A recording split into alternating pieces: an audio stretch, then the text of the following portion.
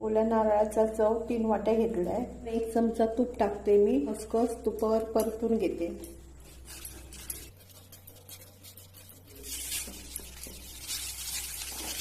दीड वाटी गूळ टाकूया.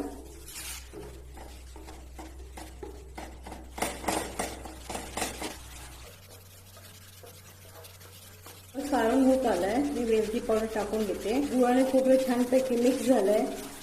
2 वाट्या गव्हाचं पीठ घेतलंय. 1 चमचा यामध्ये तुपाचं मोहन टाकते. 2 चमचे बारीक रवा, मूठभर मीठ टाकते.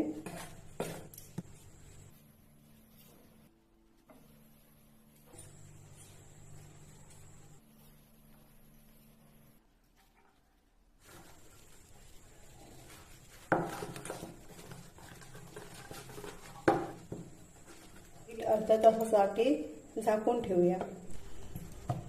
खूप पातळ नाही आणि खूप जाड नाही अशी आपण चपाती आता लाटून घेऊया.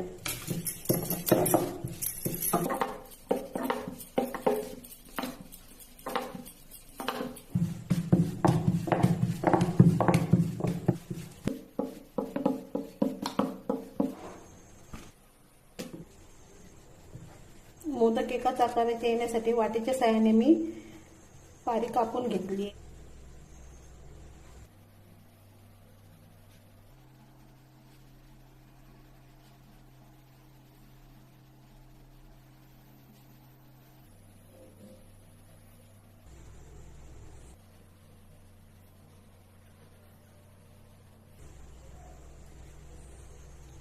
मी बाकीचे पण मोदक बनवून घेते.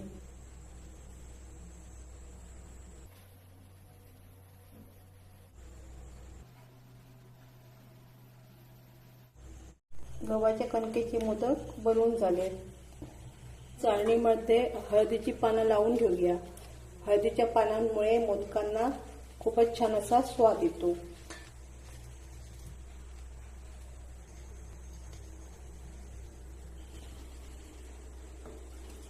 15 मिनिटं आता आपण मोदक वाफवून घेऊया. मोदक आपले खायला तयार आहेत.